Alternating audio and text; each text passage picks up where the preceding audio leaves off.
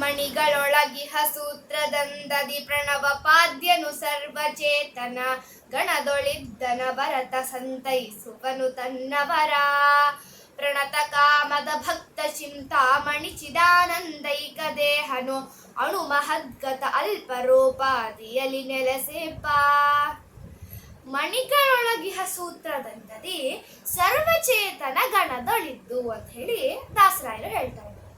ಏನಿದ್ರ ಅರ್ಥ ಅಂತಂದ್ರೆ, ಈಗ ಮಣಿಯ ಮಾಲೆ ಸರ ಇರುತ್ತೆ, ಆ ಸರದ ಮೇಲೆ ಇರುವ ಮಣಿಗಳ ಒಳಗಡೆ ತಂತಿ ಇರುತ್ತೆ ಅಲ್ವಾ. ಆ ತಂತಿಯು ಯಾರ ಕಣ್ಣಿಗೂ ಕಾಣಿಸಲ್ಲ. ಆ ಅಗೋಚರವಾದಂತಹ ತಂತಿಯ ಮೇಲೆ ಕಣ್ಣಿಗೆ ಕಾಣಿಸುವಂತಹ ಅಂದ್ರೆ ಗೋಚರವಾದ ವ್ಯವಸ್ಥಿತವಾದ ಸುಂದರವಾದ ಮಣಿಗಳನ್ನ ತನ್ನ ಮೇಲೆ ತಂತಿಯು ಧರಿಸ್ಕೊಳ್ಳುತ್ತೆ ಅಲ್ವಾ. ಅದು ಹೇಗೋ ಹಾಗೇನೆ ಪರಮಾತ್ಮನು ಕೂಡ ಎಲ್ಲಾ ಜೀವರ ಯೋಗ್ಯತಾನುಸಾರವಾಗಿ ಅವರಿಗೆ ತಕ್ಕ ಲೋಕಗಳನ್ನ ಪರಮಾತ್ಮ ನೀಡ್ತಾನೆ ಅಂತ ಹೇಳಿ ಹೇಳ್ತಾರೆ.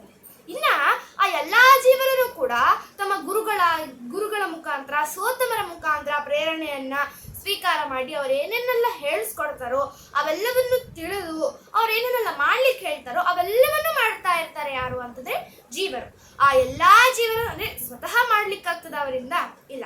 ಪರಮಾತ್ಮನು ಆ ಎಲ್ಲಾ ಜೀವರ ಅಂತರ್ಯಾಮಿಯಾಗಿ ಇದ್ದುಕೊಂಡು ಎಲ್ಲಾ ಕಾರ್ಯವನ್ನ ಆ ಜೀವರ ಯೋಗ್ಯತಾನುಸಾರವಾಗಿ ಅವನಿಂದ ಹೇಗೆ ಸಾಧನೆಯನ್ನ ಯಾವ ರೀತಿ ಸಾಧನೆಯನ್ನ ಮಾಡಿಸ್ಬೇಕು ಆ ಎಲ್ಲಾ ಸಾಧನೆಯನ್ನ ಪರಮಾತ್ಮ ತಾನು ಮಾಡಿಸ್ತಾನೆ ಅಂತ ಹೇಳಿ ಹೇಳ್ತಾ ಇದ್ದಾರೆ. ಎಂತಹ ಪರಮಾತ್ಮ ಮಾಡಿಸ್ತಾ ಇದ್ದಾನೆ ಅಂತ ಹೇಳಿದ್ರೆ ಪ್ರಣವಪಾದ್ಯನು ಅಂತ ಹೇಳಿ ಹೇಳ್ತಾ ಇದ್ದಾರೆ. ಅಂದ್ರೆ ಓಂಕಾರ ಪ್ರತಿಪಾದ್ಯನಾದ ಪರಮಾತ್ಮನು ಅಂತ. ಈಗ ಓಂ ತತ್ ಸತ್ ಅಂತ ಹೇಳಿ ಪರಮಾತ್ಮನ ಬಗ್ಗೆ ಹೇಳ್ತಾರೆ, ಅಂದ್ರೆ ಪರಮಾತ್ಮನನ್ನ ಹೇಳ್ತಾ ಇದ್ದಾರೆ. ಓಂ ತತ್ಸದಿತಿ ನಿರ್ದೇಶೋ ಬ್ರಹ್ಮಣ ತ್ರಿವಿಧ ಸ್ಮೃತಃ ಅಂತ ಹೇಳಿ ಗೀತೆ, ಭಗವದ್ಗೀತೆಯಲ್ಲಿ ಬರುವಂತಹದ್ದು ಇದು. ಇದರಲ್ಲಿ ಏನ್ ಹೇಳ್ತಿದ್ದಾರೆ ಅಂದ್ರೆ ಪರಮಾತ್ಮನ ಗುಣಗಳನ್ನ ಹೊಗಳ್ತಾ ಇದ್ದಾರೆ. ಅಂದ್ರೆ ಪರಮಾತ್ಮನ ಗುಣಗಳನ್ನ ಹೊಗಳಲಿಕ್ಕೆ ಹೊರಟಿರುವಂತಹದ್ದೇ ವೇದಗಳು ಅಲ್ವಾ. ಈಗ ಪ್ರಾರಂಭದಲ್ಲಿ ಹರಿಹಿ ಓಂ ಅಂತ ಹೇಳಿ ಹೇಳ್ಬಿಟ್ಟೆ ವೇದ ಮಂತ್ರವನ್ನ ಏನ್ ಮಾಡ್ತಾರೆ, ಶುರು ಮಾಡ್ತಾರೆ ಅಲ್ವಾ. ಹೀಗಾಗಿ ಒಟ್ಟು ಏನಾಯ್ತಂದ್ರೆ ಈಗ ಮಣಿಗಳ ಒಳಗಡೆ ಸೂತ್ರ ಅನ್ನೋದು ಹೇಗಿರುತ್ತೋ ಹಾಗೆಯೇ ವೇದಗಳ ಒಳಗೆ ಅಂದ್ರೆ ವೇದ ಮಂತ್ರಗಳ ಒಳಗೆ ಓಂಕಾರ ಅನ್ನುವಂತಹದ್ದು ಇರತ್ತೆ ಅಂತ ಹೇಳಿ ಹೇಳ್ತಾ ಇದ್ದಾರೆ. ಇದನ್ನ ಯಾರು ಪ್ರತಿನಿತ್ಯ ಜಪಿಸ್ತಾರೋ ಆ ಮಾನವನ ಒಳಗಡೆ ಅಂದ್ರೆ ಆ ಎಲ್ಲಾ ಜೀವರ ಒಳಗೇನು ಆ ಜೀವರ ಒಳಗಿರುವ ನಾಡಿಗಳಲ್ಲಿ ಓಂಕಾರ ಪ್ರತಿಪಾದ್ಯನಾದ ಪರಮಾತ್ಮನು ವ್ಯಾಪ್ತನಾಗಿರ್ತಾನೆ ಅಂತ ಹೇಳಿ ಹೇಳ್ತಾರೆ. ವ್ಯಾಪ್ತನಾಗಿದ್ದುಕೊಂಡು ಪರಮಾತ್ಮ ಏನ್ ಮಾಡ್ತಾ ಇದ್ದಾನೆ ಅಂತಂದ್ರೆ ಪ್ರಣತ ಕಾಮದನಾಗಿದ್ದಾನೆ.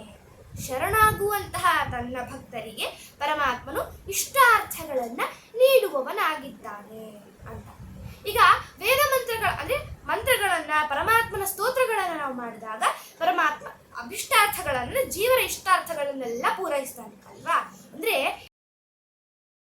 ಕೃಷ್ಣಾಯ ನಮಃ, ಶ್ರೀರಾಮಾಯ ನಮಃ, ಶ್ರೀ ಪ್ರಾಣಾಯ ನಮಃ, ಶ್ರೀ ರಾಘವೇಂದ್ರಾಯ ನಮಃ ಎಂದು ಎಲ್ಲವೂ ಅಂತ್ಯದಲ್ಲಿ ನಮಃ ನಮಃ ಎಂದು ಸ್ತೋತ್ರ ಪೂರ್ವಕವಾಗಿ ಇರ್ತದೆ ಅಲ್ವಾ.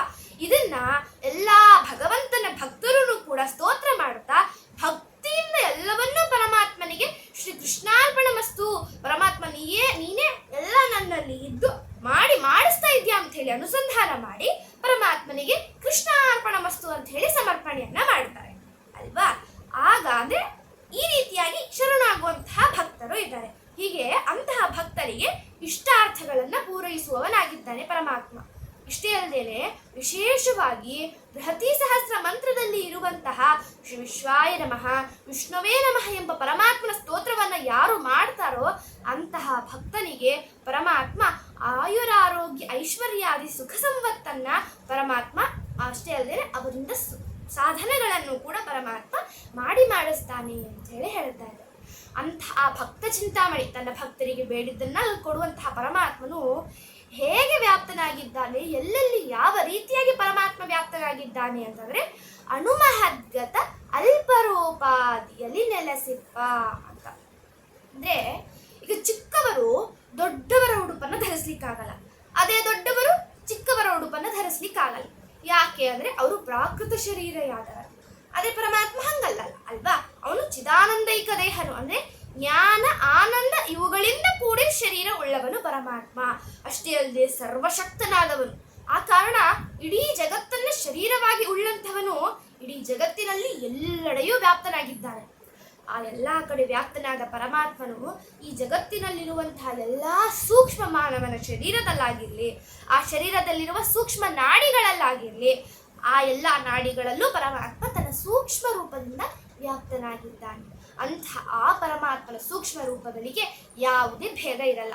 ಅಂತಹ ಆ ಜ್ಞಾನಾನಂದ ಸ್ವರೂಪ ಶರೀರವುಳ್ಳಂತಹ ಪರಮಾತ್ಮನು ಎಲ್ಲಿ ವ್ಯಾಪ್ತನಾಗಿದ್ದಾನೆ ಅಂದರೆ ಅಣುಮಹದ್ಗತ. ಜಗತ್ತಿನಲ್ಲಿ ಎಷ್ಟೇ ಚಿಕ್ಕ ಪದಾರ್ಥ ಇರಲಿ, ಎಷ್ಟೇ ಚಿಕ್ಕ ಪದಾರ್ಥ ಇರಲಿ, ಆ ಎಲ್ಲ ಪದಾರ್ಥದಲ್ಲೂ ಚಿಕ್ಕದ ರೂಪದಿಂದನೇ ಪರಮಾತ್ಮ ಇರ್ತಾನೆ. ಇನ್ನ ಜಗತ್ತಿನಲ್ಲಿ ಎಷ್ಟೇ ಮಹತ್ವ ಅಂತಂದ್ರೆ ಜಗತ್ತಿನಲ್ಲಿ ಎಷ್ಟೇ ದೊಡ್ಡ ಪದಾರ್ಥ ಇರಲಿ, ಆ ಎಲ್ಲಾ ಪದಾರ್ಥದಲ್ಲೂ ಪರಮಾತ್ಮ ಅದೇ ರೂಪದಿಂದನೇ ಇರ್ತಾನೆ ಅಂತ ಹೇಳ್ತಾರೆ. ಹೇಗೆ ಅಂತಂದ್ರೆ ಅದಕ್ಕೊಂದು ಉದಾಹರಣೆ ಕೊಡ್ತಾ ಇದ್ದಾರೆ. ನೀರನ್ನ ಚಿಕ್ಕ ಬಿಂದಿಗೆಯಲ್ಲಿ ಹಾಕಿದ್ರು, ದೊಡ್ಡ ಕೊಳದಲ್ಲಿ ಹಾಕಿದ್ರು ಕೂಡ ಅದೇ ಆಕಾರದಲ್ಲೇ ಇರುತ್ತೆ ಅಲ್ವಾ? ಹಾಗೇನೆ ಪರಮಾತ್ಮನು ಕೂಡ ಎಲ್ಲ ವಸ್ತುವಿನ ಆಕಾರದಲ್ಲಿ ಇರ್ತಾನೆ ಅಂತ ಹೇಳಿ ಚಿಂತನೆ ಮಾಡಬೇಕು ಅಂತ ವಿಷ್ಣು ರಹಸ್ಯ ನಮಗೆ ತಿಳಿಸ್ಕೊಡ್ತಾ ಇದೆ. ಇದನ್ನೇ ನಮ್ಮ ಜಗನ್ನಾಥದಾಸರು ಈ ನಾಡಿ ಪ್ರಕರಣ ಸಂಧಿಯಲ್ಲಿ ತಿಳಿಸ್ಕೊಡ್ತಾರೆ. ಈ ರೀತಿಯಾಗಿ ಪರಮಾತ್ಮನ ಬಗ್ಗೆ ಯಾರು ಚಿಂತನೆಯನ್ನ ಮಾಡ್ತಾರೋ ಅಂತಹ ಎಲ್ಲಾ ಭಕ್ತರನ್ನು ಕೂಡ ಪರಮಾತ್ಮ ರಕ್ಷಿಸುತ್ತಾನೆ ಅಂತ ಹೇಳಿ ದಾಸರಾಯರು ನಮಗೆ ತಿಳಿಸ್ಕೊಡ್ತಿದ್ದಾರೆ. ಶ್ರೀ ಕೃಷ್ಣಾರ್ಪಣಮಸ್ತು, ಶ್ರೀ ಮಧ್ವೇಶ ಅರ್ಪಣಮಸ್ತು. ನಮಸ್ಕಾರ. ಹರೇ ಶ್ರೀನಿವಾಸ.